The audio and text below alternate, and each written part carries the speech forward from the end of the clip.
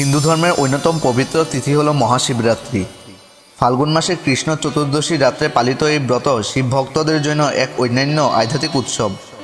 বিশ্বাস করা হয় এই রাতে ভগবান শিব ও দেবী পার্বতীর ঐশ্বরিক মিলন ঘটে, আর ভক্তিভরে উপবাস ও পূজা করলে শিবের কৃপা লাভ হয়। শাস্ত্রমতে মহাশিবরাত্রি ব্রত পালন করলে জন্ম জন্মান্তরে পাপ মোচন হয়, সংসার জীবনে শান্তি আসে এবং মুক্তির পথ সুগম হয়। এই দিনে শিবলিঙ্গে জল, দুধ, বেলপাতা ও ধূপ দ্বীপ নিবেদন করে ভক্তরা সর্বশক্তিমানের আশীর্বাদ কামনা করেন। তাহলে শুরু করা যাক মহাশিবরাত্রির ব্রত কথা এবং এর পেছনের কাহিনী। পুরাকালের কথা, একদিন কৈলাস পর্বতে হর পার্বতী বসে বিশ্রাম করছিলেন। এমন সময় দেবী বললেন, প্রভু, ধর্ম, অর্থ, কাম ও মোক্ষ লাভের জন্য কী কাজ বা ব্রত পালন করলে আপনাকে সন্তুষ্ট করা যায়? মহাদেব বললেন, শোনো পার্বতী, ফাল্গুন মাসে কৃষ্ণপক্ষের চতুর্দশী তিথির অন্ধকার রাত্রিকে শিবরাত্রি বলা হয়। সেদিন যে উপোস করে থাকে আমি যথার্থই তার উপর প্রসন্ন হই। এই ব্রত আমার খুবই প্রীতিকর। এই ব্রতের গুণেই গণেশ সপ্তদ্বীপের অধীশ্বর হয়েছে। এখন এই তিথির মাহাত্ম্য বলছি, শোনো। পুণ্যতীর্থ কাশীনগরে এক বেদ বাস করত। প্রাণী বধ করাই ছিল তার কাজ। একদিন সে তীর ধনুক নিয়ে শিকার করতে বেরোলো। একটা বনে গিয়ে সে অনেক রকমের পশু পক্ষী শিকার করলো।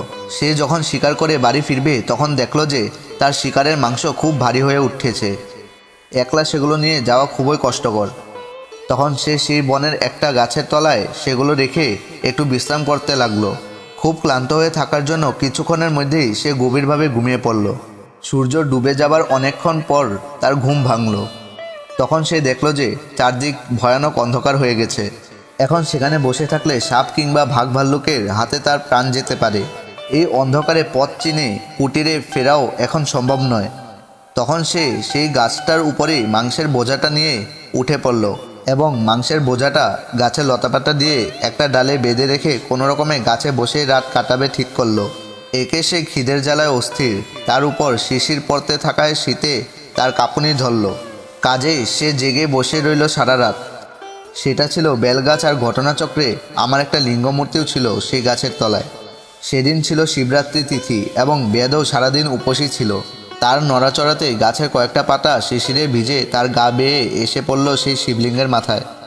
যদিও শিবরাত্রির ব্রতের নিয়ম পালন করবার জন্য তার পক্ষে স্নান করা আর পুজো নৈবেদ্য দেওয়া মোটেই সম্ভব ছিল না, কিন্তু আমি পেলুম কেবল বেলপাতা। তবু তিথি মাহাত্ম্যের গুণে সে পেল মহাফল, অথচ সে এ ব্যাপারে কিছু জানল না। সকাল হতে সে ফিরে গেল তার কুটিরে। বেশ কিছুকাল পরে তার মৃত্যু হলো। তখন যমদূত আর আমার দূতেরাও তার কাছে গিয়ে হাজির হলো। তাকে আমার কাছে আনা হবে না, বেদকে যমরাজের কাছে নিয়ে যাওয়া হবে, এই নিয়ে যমদূতদের সঙ্গে আমার দূতদের খুব ঝগড়া বাঁধল। শেষে শিবদূতেরা যমদূতদের পরাস্ত করে বেদকে আমার কাছে নিয়ে এলো। যম এই ব্যাপার সব জানতে পেরে আমার কাছে আসছিল। পথে নন্দীকে দেখে বেদের সারা জীবন ধরে কুকর্মের কথা বলল।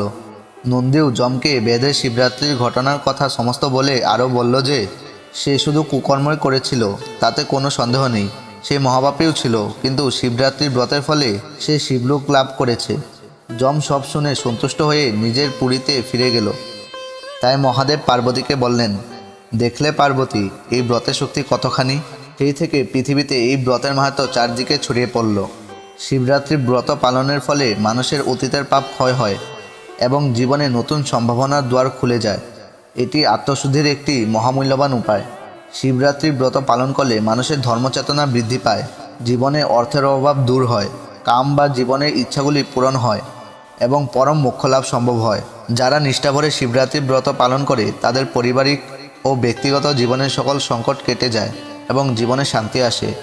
যারা অজান্তে এই ব্রত পালন করে তারাও মহাদেবের কৃপায় শিবলোক লাভ করতে পারে। শিবের দয়ায় জীবনের সমস্ত কষ্ট দূর হয়ে যায়। এই ব্রত পালনের ফলে মানুষের আয়ু বৃদ্ধি পায় এবং মহাদেবের আশীর্বাদ লাভ হয়। যারা নিয়মিতভাবে এই ব্রত পালন করে তারা সুস্বাস্থ্য ও দীর্ঘজীবন উপভোগ করতে পারে। শিবরাত্রি ব্রত পালনের মাধ্যমে মানুষ নিজের আত্মার শুদ্ধি সাধন করতে পারে এবং জীবনের সকল বাধা বিপত্তি দূর করতে সক্ষম হয়।